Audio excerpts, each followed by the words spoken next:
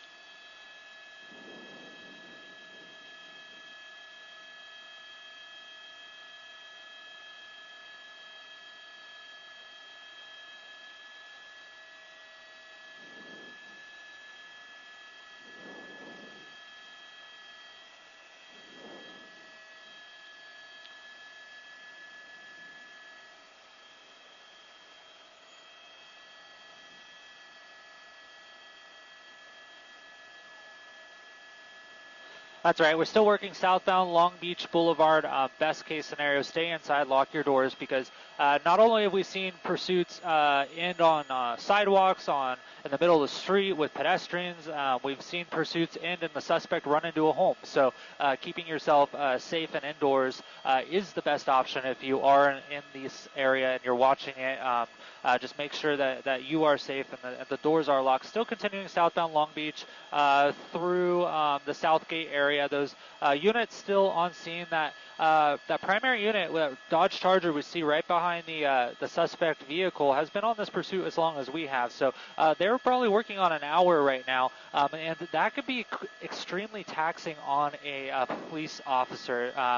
They train for this, and they train very rigorously for pursuits and staying involved in them. But I can tell you from experience on working on a pursuit course for a day, is that it's very exhausting being involved in these as well. Just due to the nature of having to weave through traffic, watch for other people, keep the public safe, and then keep an eye on that suspect on what they're doing. It can be extremely taxing. So that officer there doing a great job of staying involved. They have those other officers involved as well, just in case that primary unit needs a break. But right now that Dodge Charger is still sticking with this suspect right now as we now continue westbound on Firestone from Long Beach Boulevard. We've been here before in the last hour, making that extremely large circle around the South L.A. area, still in the Southgate area. I apologize for the lighting right now. We're starting to see that sun get a little lower and kind of reflect off the street. Turning now southbound on Santa Fe from Firestone.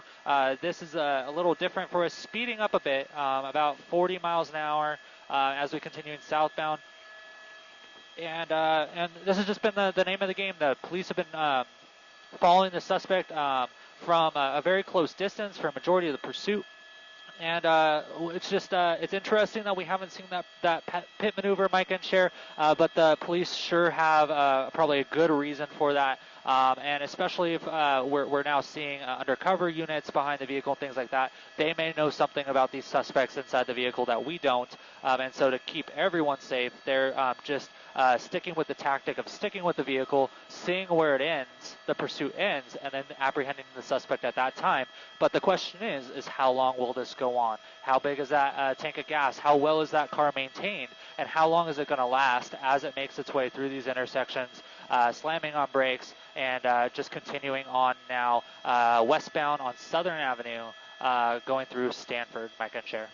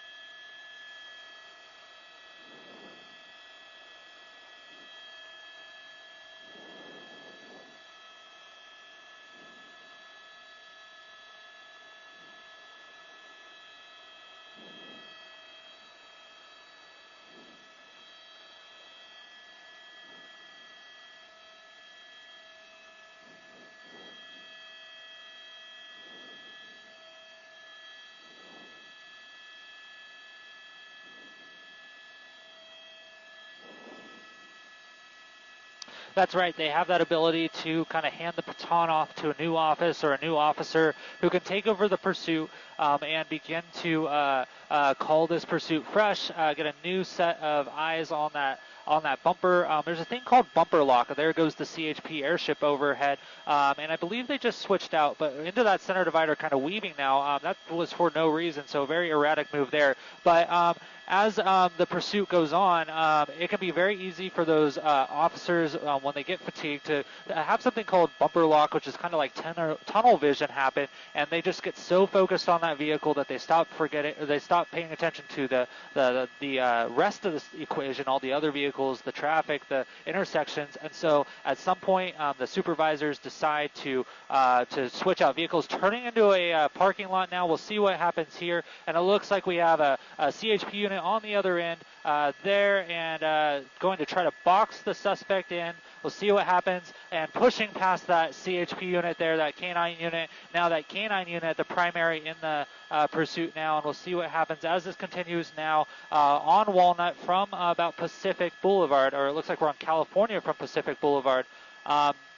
And now the airship calling this overhead, that new unit in that number 1 spot. But that was a great move by the CHP to attempt to bring this to an end. Coming in for that pit maneuver, going to tap that bumper just a little too far, spinning that vehicle the other way out of control. We'll see what happens. Going to box this vehicle in now. And it looks like the suspects have their hands out. We're going to hold just a little bit wider of a shot until we're kind of sure of what the situation is going to pan out yet now. You can see the canine officers being deployed, or being brought out and ready in those stances there. You got a canine on each side of the vehicle, and those officers beginning to take that position of advantage. Now time is on those officers' side as they begin to call the suspects out of the vehicle, but I'm going to push in just a little bit closer now, and you can see the driver and the passenger have their hands out of the vehicle. That's the airship overhead calling that as well. They don't see anything else necessarily wrong. The airship also giving descriptions of the suspects. So in the situation that the suspects do get out and run, the officers on the ground and those dispatchers know what the suspect looked like, so they can put that out and get those suspects apprehended. But now they're going to call that passenger out of the vehicle. That passenger put their right hand down, and they're going to open that passenger door, step out of the vehicle, turn around, face away from the officer. The driver doesn't look like they put that car in park, and it's going to roll right onto that sidewalk and probably right into a tree. Driver back in the vehicle, putting it into park. The officers now make an approach to that vehicle, telling that driver to put it into park and step out. That passenger sprawling out on the ground, hands above their head, hat off, and it looks like the officers are going to make approach to take that passenger into custody. And now it's just a matter of getting that driver out of the vehicle, who now looks like they're going to be coming out of the passenger side window, coming out the window, hands above their head. Same situation. They're going to try to get that driver to turn around, just make sure that the driver doesn't have any weapons, lay down, and then they'll take this driver into custody as well. Now, when both of these suspects are in custody, that doesn't take away the danger from the situation. At that point, they have to clear the vehicle and make sure that there's nothing else or no one else in the vehicle that could harm anyone, could harm the public. You can see that officer there in the vest doing that right now, looking inside that vehicle to make sure that there's no danger inside that vehicle. And then here, any moment, if that officer deems the vehicle safe, they're going to call a code 4. The scene is safe is what that means, and it'll be a successful end to this pursuit termination here in the Walnut Park area. You can see the southbound traffic here of, I believe this is California Street, is blocked. Northbound traffic is being diverted out of the area. Both driver and passenger are in custody. Doors are opening, and it looks like the officers are beginning to walk away from the vehicle with a little more ease. So and now a situation deemed safe here. 2 suspects in custody after this more than an hour-long pursuit here in South LA, Micah and Chair.